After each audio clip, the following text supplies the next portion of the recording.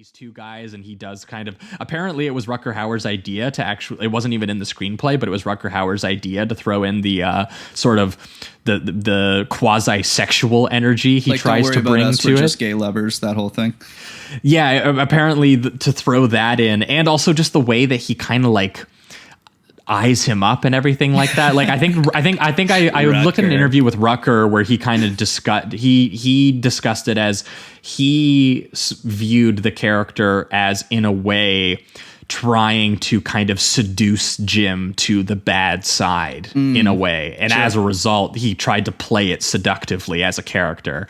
And so I think that was just kind of a natural happenstance of that happening versus like this having anything to say about, that's what I think too. You know, these two having any sort of queer subtext of any kind. But what's even funnier is Ebert calling it, you always know a movie's going to be sick when it got the Ebert like 0 out of 4 like thumbs down review, where it was like, he's like, this is a diseased and corrupt movie. And I think as a result, I think it's because they were expecting what it does partially deliver on, which is the clockwork precision of a plot thriller, which is, you know, you get the road thriller stuff, you get the duel stuff, you get the breakdown kind of elements to it, but it is so much meaner and it is more sort of like allegorical and psychological in a way that I think it just short-circuited a lot of people's brains, because the appeal for me, and I'm assuming it was for you too, was the sustained, unending, unbearable sadism of the entire thing. Oh, definitely. And the eventual catharsis from that, like the freedom from that, which is literally how this movie ends, which we'll get to. But like, it is like, this movie to me felt like one long version of like staring at a wound that's slowly becoming infected until you watch the guy just finally decide to chop it off. And like, of course that's nauseating. But like, to me, it was also very strange and also kind of beautifully, you know, powerful in a way that it's directed and the way that it's shot and everything like that. I don't think I've seen a thriller that quite operates in the way that this does, and I kind of wish that I saw more of this kind of stuff. So I don't think any of those critiques are necessarily wrong. I think they're describing the same film. I just am going, that's the stuff that's good about it. Right. Which we often do, it seems. It seems to be happening with more and more frequency. And what the most controversial thing, which is maybe something we should get to, is the Jennifer Jason Leigh character. Sure. And I do on some level understand why, but I think once again people are just because of the cruelty of her death.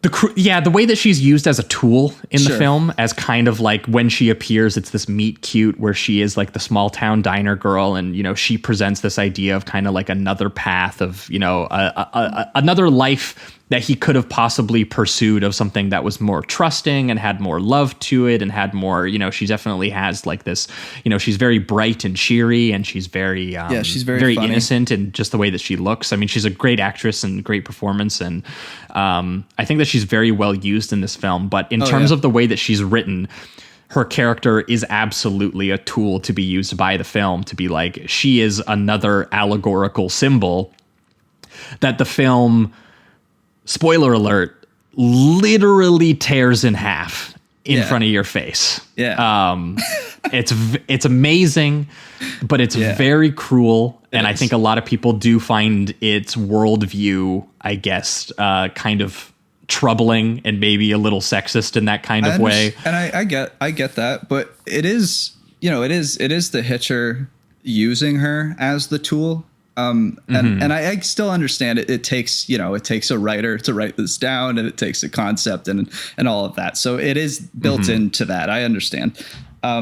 But it doesn't come off to me like, it obviously feels cruel, but it's a cruel act that I think doesn't separate from anything that the Hitcher has already done. Like he's done incredibly disgusting things.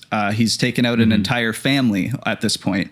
Like 5-year-olds included.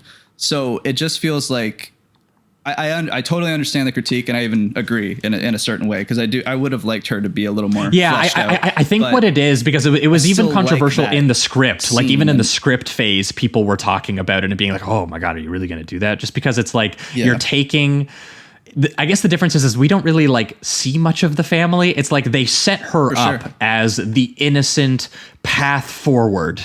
You know, the other life he could choose, and then they go, they do that, and they do that literally because so that they can be like, yeah, but you know, this path isn't long for that world. This is if this is a story of a vicious love triangle.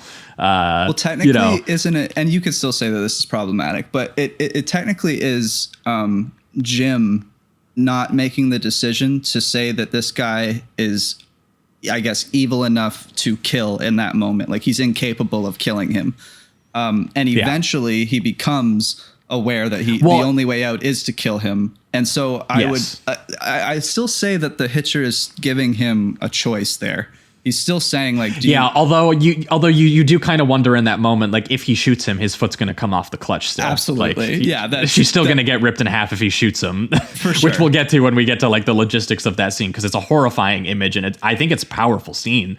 And personally, I think this will just, you know, your mileage will vary whether you think that this character was done in a very intentionally cruel and patronizing way and whether that had value or not. But for me, this absolutely feels like just a twist of the Western trope. If you're looking at the Western catalog of films, like The Girl on the Train those are tracks. Always films. Exactly. These are always films about two men dueling it out.